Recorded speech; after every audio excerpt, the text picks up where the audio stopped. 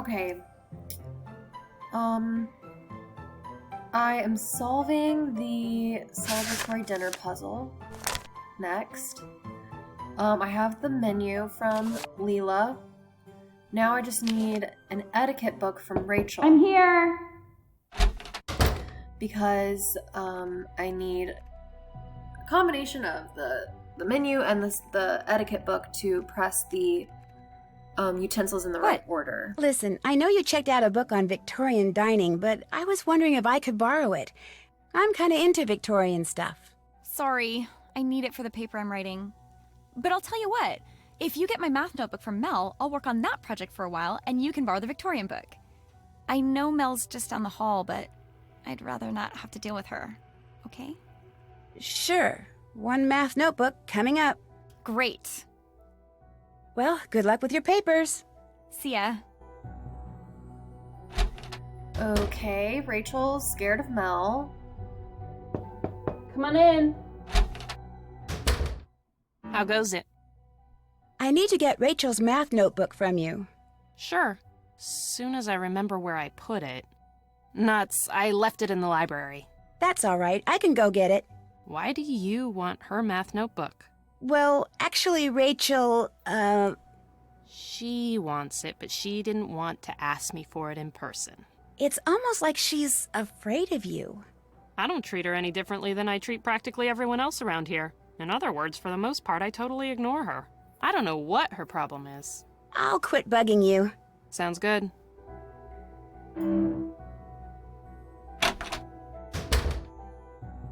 So much drama in this game. I just love it so much. Okay, Mel left Rachel's notebook in the library. Which it's not on any tables, so... How's it going? I've harassed you enough. Adios. Maybe Something it's tells me here. I don't see Rachel's math book anywhere because it wound up in here. So this puzzle is Roman numerals puzzle. Here's the lock code. MMDCXL1 or I. We can look at this book, which will tell us how to turn those letters into numbers. So M, where does it say what M is? Oh, M is 1000. D is 500, C, and so on. So basically, there's two M's, so it's like 2000. D is 500, I think, and C is 100. So with Roman numerals, you actually, this is going to be a 6, so it's 2, 6, I think.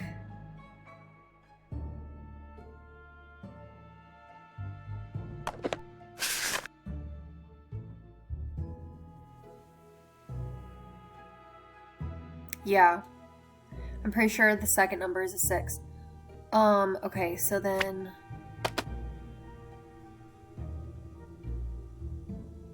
So then 4, 2, 6, 4, because the L is a 50. And then you put an X before it, that's 10, so 50 minus 10 is 40. So 2, 6, 4, 1. Let's try 2, 6, 4, 1.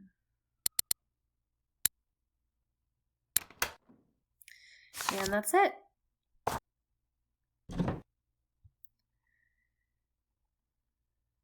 We have the math notebook.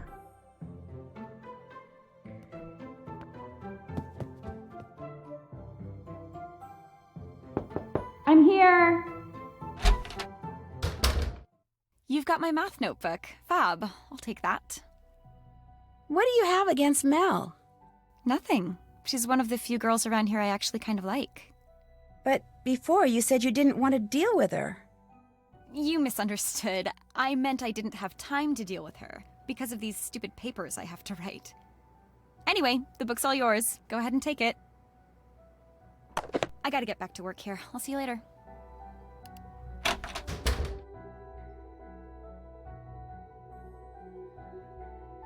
Okay. Here's our book. So this is going to tell us which knife is like the place knife is this first knife. And it explains kind of like what that type of knife is used for. So for this puzzle, we have to take the menu and figure out which utensil you should use for oysters. So, I think it's gonna be, oh yeah, we need this ID card. Okay, oysters, I think it's a fork actually. Yeah, better known by Victorians as an oyster fork, the seafood fork has a long, thin handle and narrow tines to easily navigate shellfish. So this is going to be the second to last fork. This fork. So when we get back downstairs to the puzzle, we will want to press this fork first. Then consommé. Actually, I'm going to go ahead and go down there.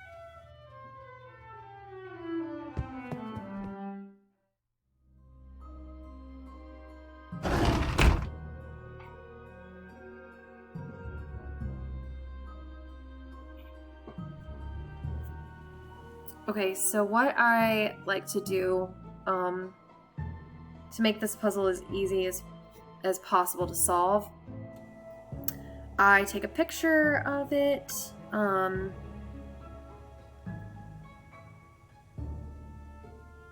Not necessarily with this phone, but I can. No, I take a picture of it with my actual phone. With Snapchat to be exact, because then I can write on the picture and I just kind of tell myself which fork is first. So, okay. So I know it's this fork. It's a long, thin fork with 3 tines. So I think it's this one. So I just take Snapchat and I write a little 1 on that fork. Yeah, I'm pretty sure it's this one. Okay. Next is consommé. So we go to the book. That's a spoon, because consommé is like a soup. Soup. The round soup spoon was the traditional soup spoon for the Victorians. When the dessert spoon became an alternative soup spoon in the early 1900s, the soup spoon was relabeled as a cream soup spoon, though it had been used for both consommes and creams until then. Okay, so 1, 2, 3, 4. It's the 4th spoon.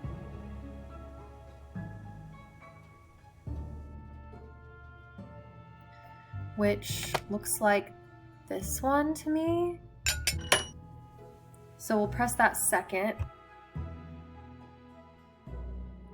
Actually, I think, hang on, let me back up. I think I can just go ahead and solve it here. So 1, 2. Terrapin. Terrapin is a fork, I think. Yeah, terrapin. Okay. An early version of a spork. The terrapin. Terrapin is turtle meat. That's kind of gross. 4 short tines with a round bowl. So it's this one, which is the shortest fork.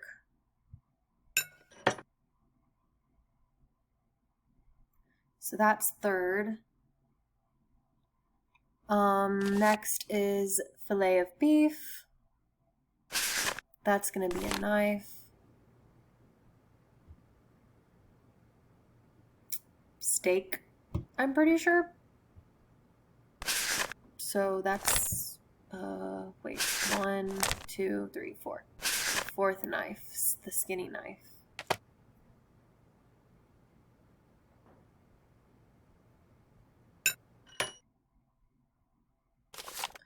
Sorbet.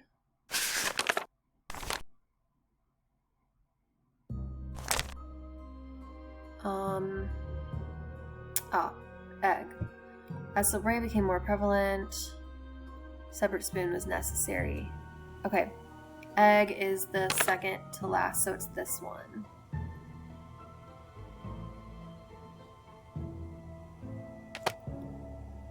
I think is that one. Roast spring chicken.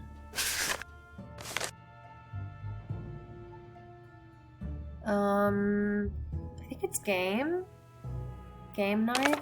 I don't think there's a fork for chicken on here. So yeah, it's the game knife. So it's this knife.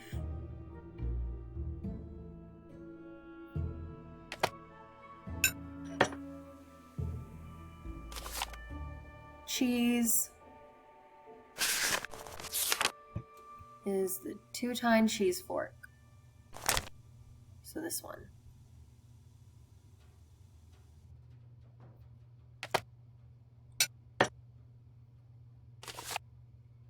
Vanilla ice cream. That's definitely a spoon. This spoon.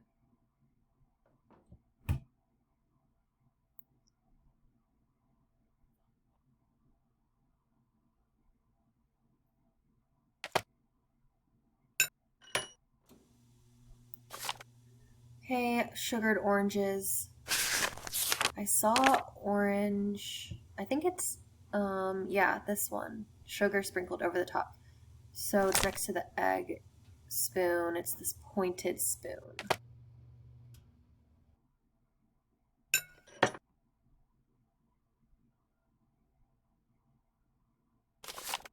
And lastly, coffee, which is a spoon. Demates. I don't know how to pronounce that. Which is the last spoon here, the smallest spoon. Oh, nice. Okay, it did remember. So you don't have to take a picture on Snapchat. And now we have a orangutan star.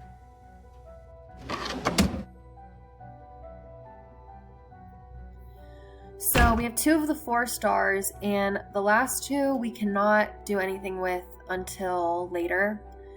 And since there's pretty much nothing going on, oh wait, I haven't talked to Corrine about the whole Izzy thing yet, like the picture. What's up, Rumi? Did you get the text message with a picture of you and Izzy attached? Oh my gosh, was that not too cool? Me just sitting there chilling with my BFF Izzy Romero. How awesome can you get? It was awesome, all right. But was it real? What, the picture? Of course it was real. All this black cat stuff has brought her and me closer together. It's united us against a common enemy. Am I angry the whole school thinks we're suddenly best buds? Of course not. Sure, Izzy might feel a little annoyed by all this attention, but if she does, tough. Welcome to my world, Queenie. I've bugged you enough. See ya. Later. Okay, Corrine is capitalizing on that. Good for her. Okay, so really the only thing to do here is I wouldn't do that if I were you. we really need to get the star from the squirrel, and we have to climb the tree to find its nest. So, what we're gonna do is we're gonna go to sleep, even though it's noon, and we're gonna wake up at 1 a.m. What was that? Oh, actually, we just get woken up automatically by the squirrel. It's taunting us. And since it's nighttime, we will not get caught doing this. If you try to climb the tree during the day, you will get expelled.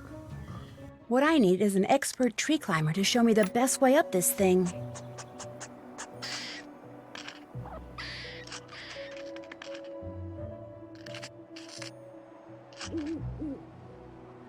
So now we get to solve this fun puzzle where you have to remember exactly where the squirrel stepped and the order,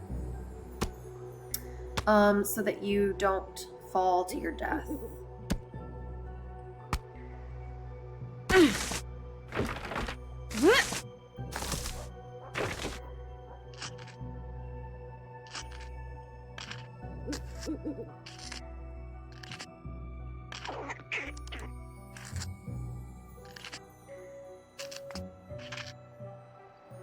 And the levels get progressively harder.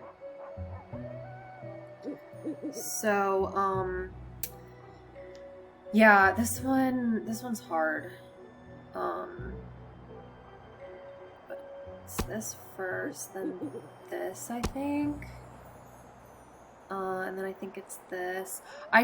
So like the easiest way to hack this puzzle, because I don't have that good of a memory, like I can't remember this, is I take a video of it on my phone and then I watch it back. But I'm pretty sure this is the answer for this second round.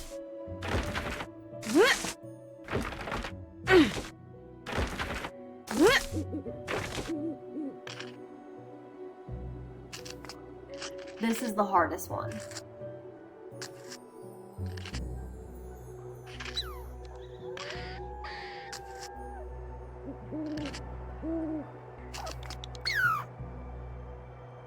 But it's the last one, so we just need to get to its nest up there.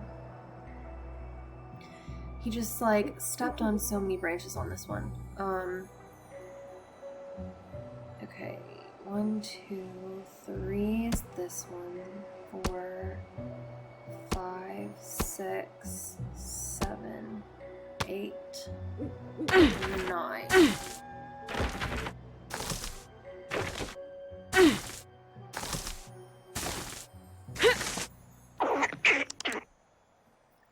Great. So now we can get the beetle star. What is that sound?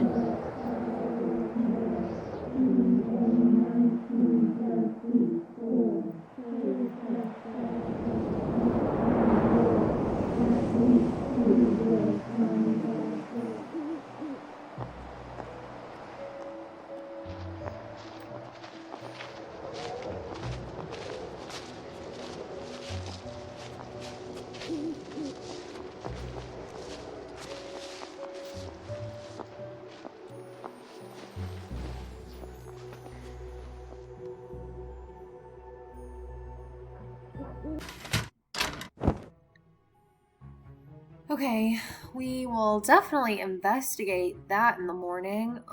Let's go to sleep again and wake up in the morning.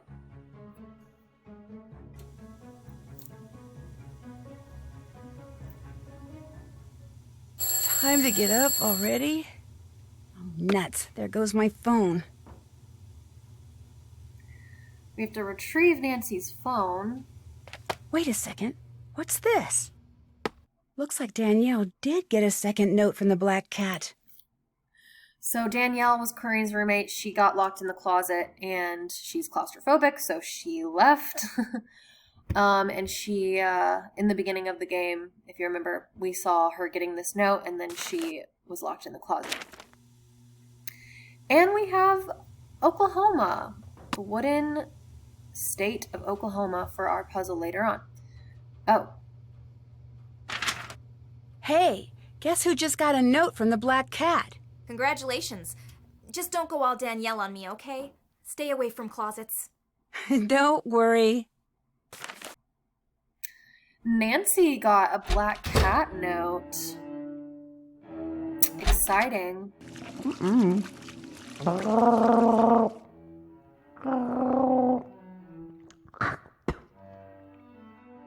Classic.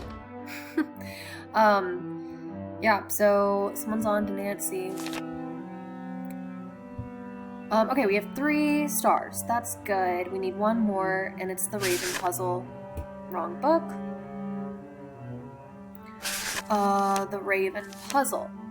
The differences between a raven and a crow lead to a wondrous conclusion. Reconstruction of these United States will lead to an even more wondrous conclusion, but that is a subject for an altogether different classroom. So we have to get into this locked classroom, which we can do. We can actually use this ID card to do it, but if I do it during the day, I'll get caught and expelled. Oh, it's snowing.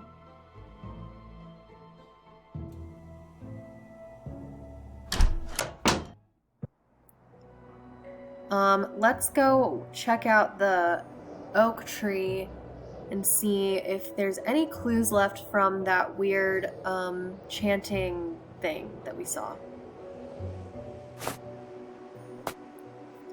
There's a bow. Does this bow remind you of anyone? Mel.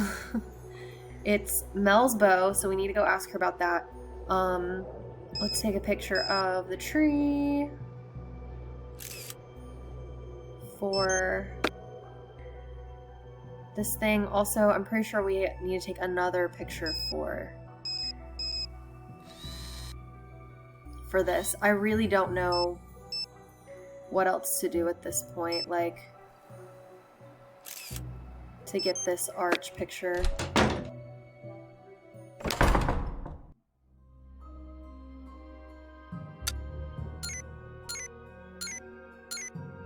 Oh, never mind.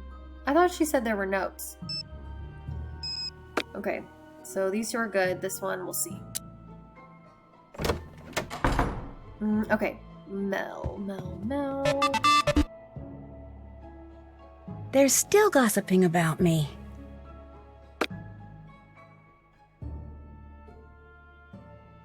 Yeah? How goes it? I found your barrette. Great. Hey, thanks. I don't know why I bother with these things. They're always falling out of my hair. I know. This one fell out of your hair at that cloak and dagger meeting you were at last night. What meeting? I don't know what you're talking about. I was watching, Mel, from up in the oak tree. I saw you. I'm not going to tell you anything, so whatever you think you saw, just forget it. So it's okay if I text everybody about what I think I saw? Mel, look, whatever you tell me will go no further than this room, I promise. I'm not looking for something to gossip about. I just want to know what's going on with you, that's all.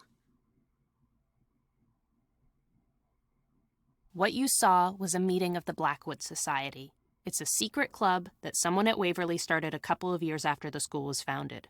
Only 7 girls a year get chosen to be members. Who does the choosing? I have no idea. Everything's totally anonymous. Everyone wears a cloak, like you saw, and no one ever talks. They just whisper, so you can't tell who anyone is. About once a month, I'll get a note or a text saying there's a meeting that night, and that's all we do. We just meet. There's no talking or socializing. We literally just stand around for about 20 minutes and chant. It's more like a tradition, one that keeps going even though everybody's forgotten how and why it started. Who's the leader? I have no idea. Probably a senior, though. Look, to me belonging to the Blackwood Society is cool. Not because it's secret and exclusive and all that, but because I like being part of something that someone a long time ago, for whatever reason, thought was important. I like not knowing what the chant means, and I accept all the secrecy and anonymity, because by doing so, I get to be part of a tradition that's more than a century old. I'm sure some girls belong because they're too intimidated to quit, but I belong because the unknown is something I've always felt drawn to. Anyway, that's it. That's all you're going to get me to say on the matter. Do you think there's any connection between the Blackwood Society and all this black cat stuff? I meant what I said before. Blackwood Society? Never heard of it. I'll quit bugging you. Sounds good. Becca, if you still want that Poe book, check out our illustrious president's room. The coast is clear. Go for it. Okay, so there's a lot happening. Blackwood Society, that is referencing Rita's journal. Where does it say that? The Blackwoods chant. Okay, yeah, so I have assembled a group and charged it with, albeit unwittingly, protecting and preserving my hidden treasure. Behind the dew-pin grave, the Blackwoods chant shall someday reveal what history deemed lost. Okay, so Rita Hallwell started the Blackwood Society a long time ago, and it's like part of this, this whole mystery and like the puzzle. So we need to know what the chant, they were chanting something last night. We need to know what that chant is. Mel's not going to tell us, so we'll just have to figure out another way. Meanwhile, someone texted us that Izzy's room is empty and we should break in to find that missing book from the library. So we use the ID card and now we get in. And This is the book that's missing from the library. If I return it, I'll get credit points. This is very important. As you can see, there are 4 stars that look like our 4 stars. And this tells us the order to put them in the final puzzle. Clearly this is Leela's stuff, so Leela took it? Okay, and then we have to look at one more thing in this room, which is Izzy's chest at the foot of her bed. We take the key.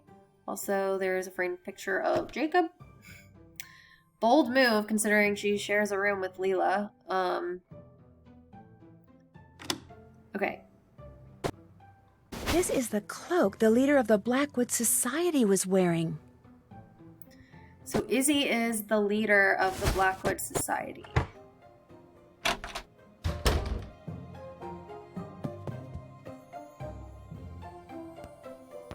Hey, what's going on? That's it for now. Okie dokie.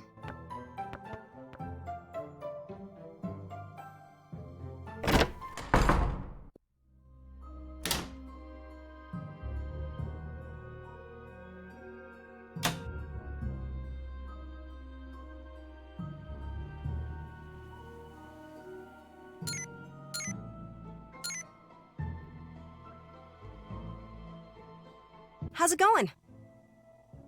Seeing as you're the leader of the Blackwood Society, I need you to tell me something. All right, who blabbed? Look, that's not important. I just need to hear that chant you guys repeat, word for word. The reason why is very complicated, but I promise you, whatever you tell me, I won't repeat it to anyone, ever. What's in it for me? If you don't tell me what I want to know, I'll tell everyone about the society. Maybe I don't care. I'll owe you one. How's that? I'll say it once, and that's all. 3 is fine, but 5 is more. Even 19 defeats 4. Should just 7 become lore, at least 2 will find the door. You owe me big. What does the chant mean? I have no idea. It's been passed down verbatim since the school and the society was founded. That's absolutely all I know about it. Everything is secret. Like that cloak? I got a text telling me to go to a certain spot, and when I did, there was the blue cloak, along with a note saying I was to choose 7 new members and in the spring, a new leader.